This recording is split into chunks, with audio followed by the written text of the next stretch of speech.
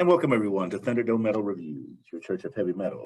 I am the Reverend Ben Lindsay. With me as always are Gabriel Cooper, David Pizzo, and Tracy Chicken Slaughter Newport. Gentlemen, we are here this week to discuss a brand new album from the month of November that I picked, Black Label Society's Doom Crew Incorporated. How are you all doing tonight? Good, man. I'm ready to talk about Zakk Wylde, one of the co-authors of the Aqua Teen Hunger Force replacement for the birthday song. True story. That episode is amazing. I'm doing great. I'm ready to talk about Doom Crew Incorporated.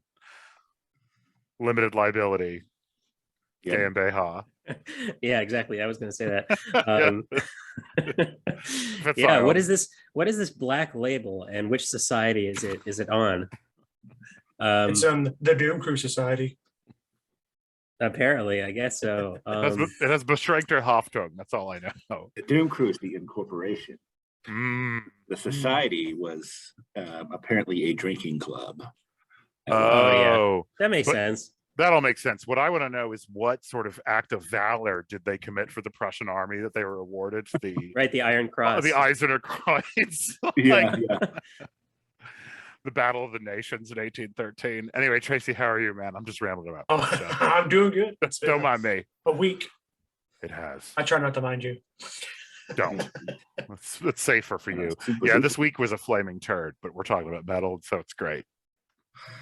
For sure. Tracy, you want to give us some deets on this album? All right, details for this album. Real quick question. Do I need to keep you guys up at the top of the thing? Or do Nope, you do not.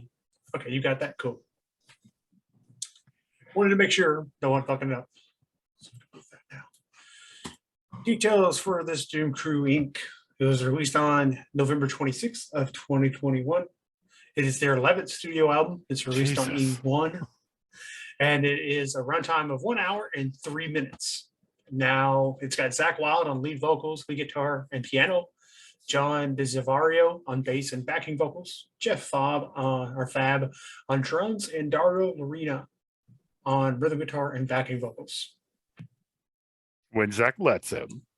I couldn't find anything that listed the producers or the mixers, stuff like that. So I just assumed that Zakk Wylde did everything. I'm pretty sure it was self-produced. I actually think he played everything on the first run through except for the drums. That sounds right. Like wrote like all the other parts, but I could be wrong on that. All the demo. Yeah. As far as the credits here are not like Zakk Wylde, and then the next line is a bunch of dudes. Like this band, there are a lot of bands like this, like Danzig, but this one, he's a big personality, is what I'm trying to say. Yeah. A whole lot to love. So, Ben, this was your pick. What But made you pick this one? Well, as those of you who have been listening to the show for a while know, I am a fan of Black Label Society. I have been since Zakk kicked this thing into its first album many years ago, in 1999 to be exact. I actually used to have a Black Label Society tattoo that I got covered up with my World War I piece. So this is one of those venerable bands that I look forward to.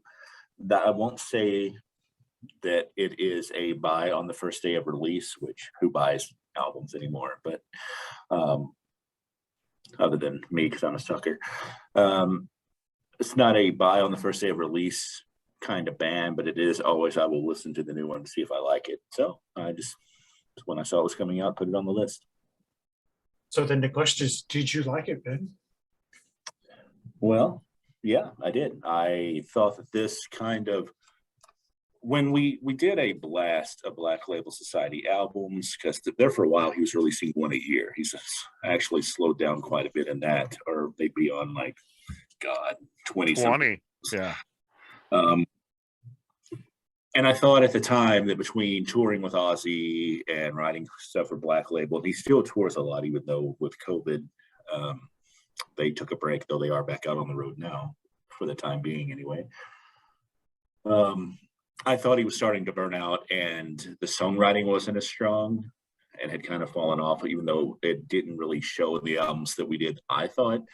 But this really kind of struck a balance, I thought, between like some of his heavier rocking stuff to some of the Southern rock influence things that he does, and also his fandom of 70s arena stuff. So there is influence of Elton John here or Procol Harum or stuff like that. And I kind of appreciate being only a few years younger than Zach, that eclectic mix of late 70s stuff.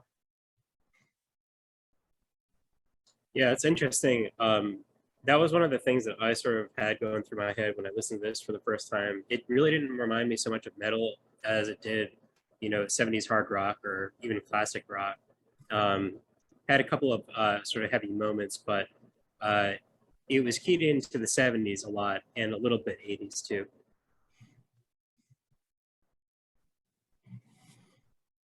Yeah, my only experience with Black Label was really that blast we did and the one album we did prior to the blast. So I think that prepped me for this album.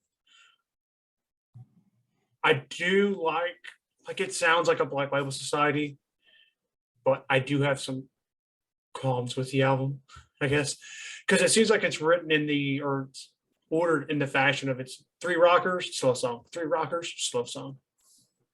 And so it kind of like alternates there, kind of devolves into pattern. I think the album falls off about halfway through. But I think this is more of a band that spends a lot of time on the road getting bored, or Zach getting bored and finding something to fill time with. That's harsh, but fair, I guess. I don't know. I did not get on the ride until the blast.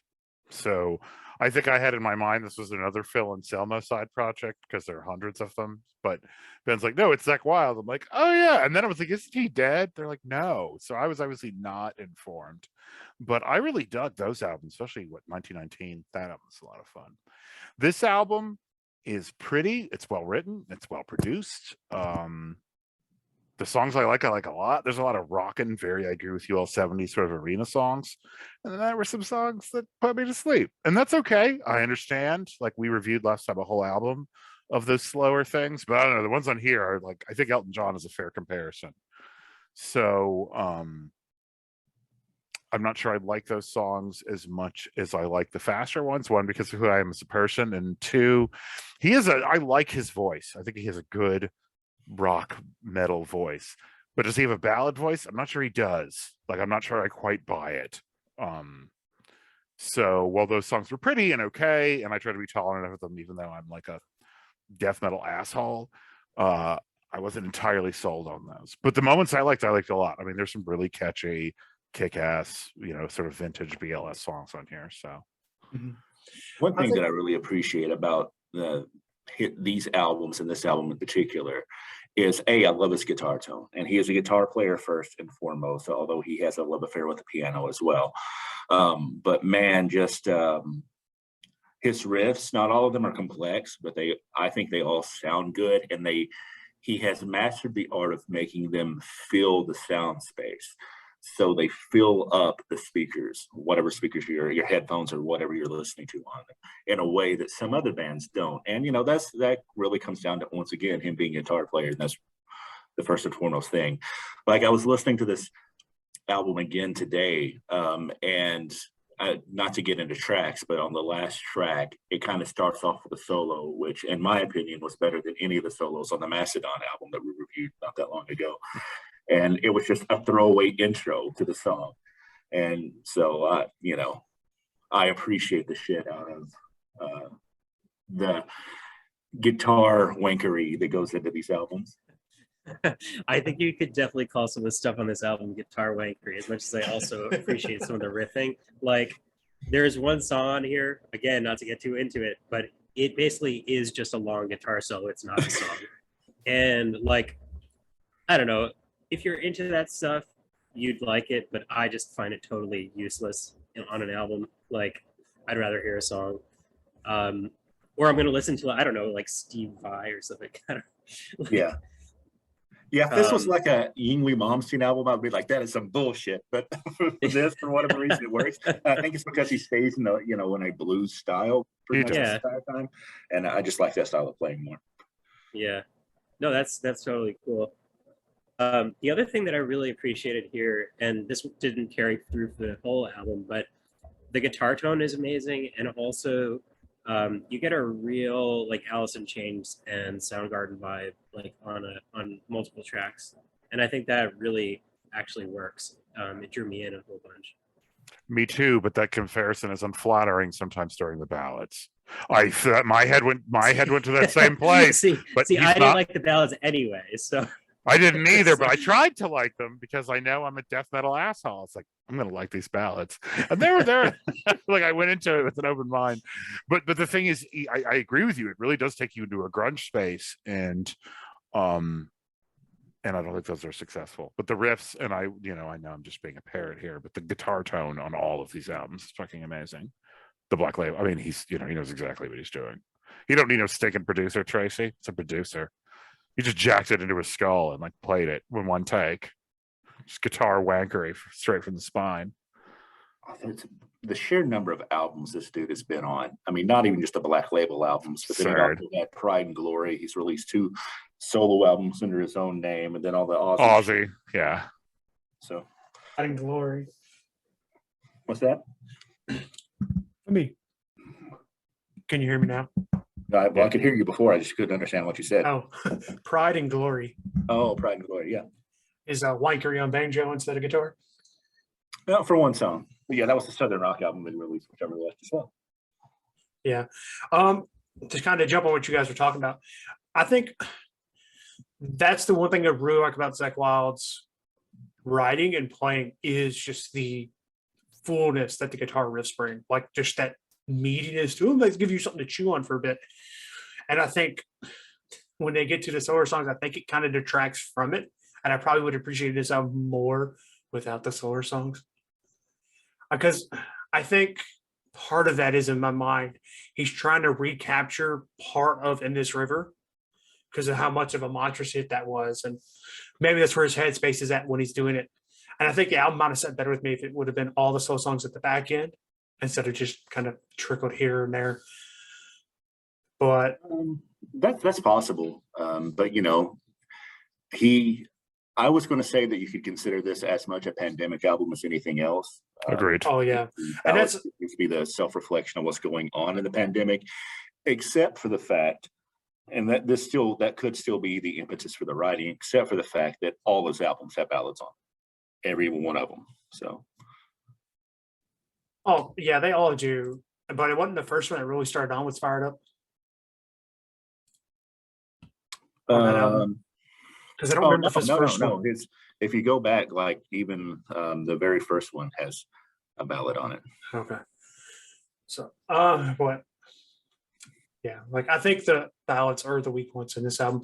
The grunginess, I think you guys talked about, really hits it, and I think it might be more targeted and kind of like what he wanted to do with the album.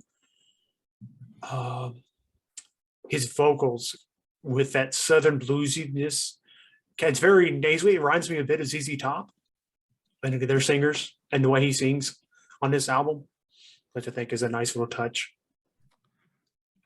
It has always interested me how he got that voice, considering he's from Jersey. And when you hear him talk, you can tell he's from Jersey. But he has totally aped the Southern Rock vocal styling in his vocals, for sure. Indeed. All right, so we talk about some songs. Sure. Who would like to go first?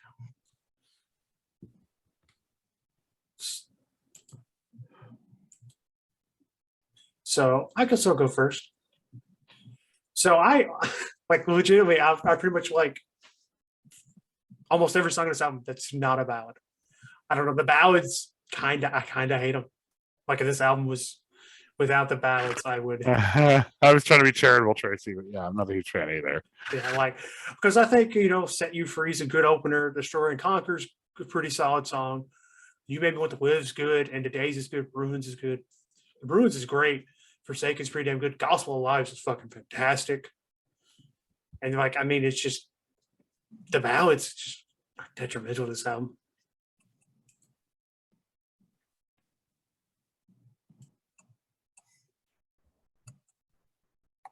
I guess at the risk of being a copycat, I will go next and say that the tracks that I dug were You Made Me Want to Live, particularly because it sounds like Soundgarden to me. End of Days has just the most killer riff ever. Ruins has the same kind of Sabbath and Alice in Chains vibe. Has a nasty solo as well. Forsaken, I really thought was catchy, and Gospel Wise too. The rest of it didn't really strike me as all that catchy or really all that new.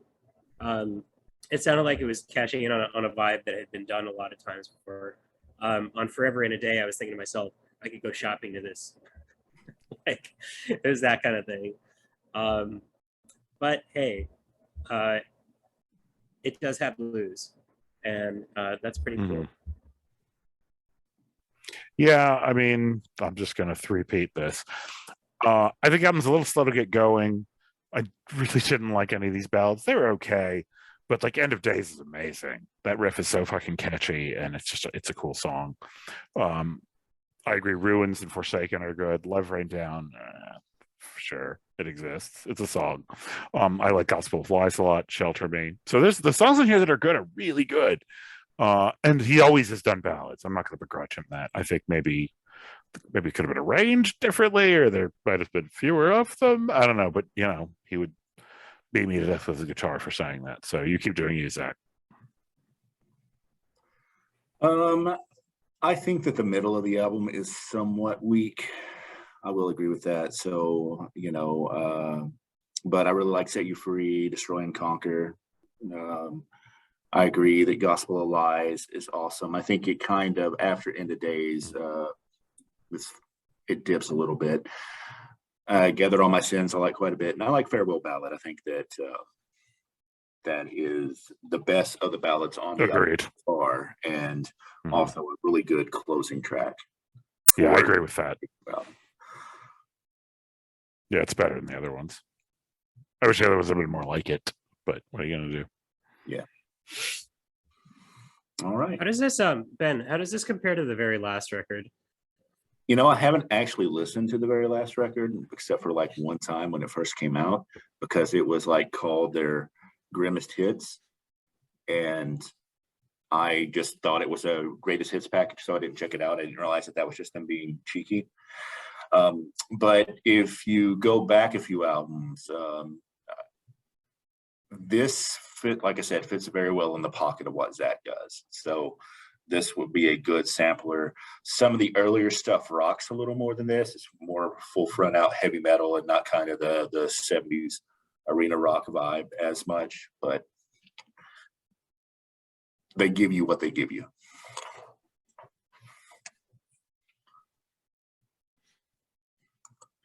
So I guess it's time to grade this thing. Let's do it. Oh, I forgot about the track. Yeah, I was wondering. That's why I pulled it up on my phone. I was like, shit. Well, I'm looking it up on my computer. I was looking up on my Spotify as well. I'm not used to this job. Yeah. Yep, that's what happens when you let amateurs drive. It is. We warned you. Yep. So those are the tracks, y'all. Yeah, I'm going to give this an A-. I overall think it's a great album. I do think the middle dips. There are a couple more ballads, and I would necessarily want on something I would consider a legendary album or better. But this is one of those bands that I really enjoy. So A-. I'm going to give it a B-. Those ballads hurt it. We'll give it an 82. I just could not buy into them. I'm going to come in a little higher because the songs that are good are so good. So I'm going to give it a B. It's a B. It's a fun listen. It was a bit excessively ballady, and I probably won't listen to it in the gym again. But I tried, man. And those ballads, I'm like, shit. And my heart rate's just falling. Anyway. But, certainly it's been said, if you like this band, you'll like this album. So, and I'm here for some 70s arena rock. B. All right. Well, I'm going to sidle up to Tracy here with an 80. I think it's a pretty decent record. I can't stand the ballads, and I just really am here for the riffs. And the solos are really good, but maybe not the song that is just a solo. I could take that or leave it. But I'd like to see maybe where else they've been on this journey before the 21st century, and maybe I don't know, maybe I'd like it a little bit more. Yeah, I would 19. definitely say check out Sonic Brewer 1919 Eternal. Yeah. And even Mafia, I'd even say Mafia as well. Yeah. And if you like, and the Hungover album is pretty good too. If you like the little bits. Sure, but if If you didn't like the ballads, yeah, then I would not recommend that, Hungover. that was my least favorite of those ones we reviewed. I mean, that's my favorite album of theirs. It's not their best, but it's my favorite. But I like the ballads. So. Well, David, I think we got an album that you can listen to at the gym next. And what's that, Tracy? That is Exodus's Persona Non Grata. And you know what? I did listen to the gym, and it was an experience that we're going to talk about. It was. It's thrash time, y'all. It's definitely it's always thrash o'clock here at Thunderdome Metal Reviews. At David's house, it is. You don't walk in a house without thrash. 100%. You best come with thrash. Don't mean Bud Or if they got dead. that jut. if they walk in with Pop, he kicks them out the door. It's like, bring something heavier. I mean, you can bring Pop, but you better bring Slayer as well. Exactly. But this is Exodus, so it's the getting in that's the prize, the admission fee, and it's got to be thrash or death metal. But once they get in, it's like, here's this Pop, y'all, and you're like, okay, cool. But you got to know they bring the credentials first. cred. I've never seen this cover so big. This is ridiculous. It is ridiculous. Because I was looking at it on my phone. Yeah, I didn't Oh my realize God, it until you I guys pulled it did- up and it's like, holy shit. Ridiculous. Amazing. All right, well, we're going to talk about it. Thanks for joining us on Thunderdome Metal Reviews.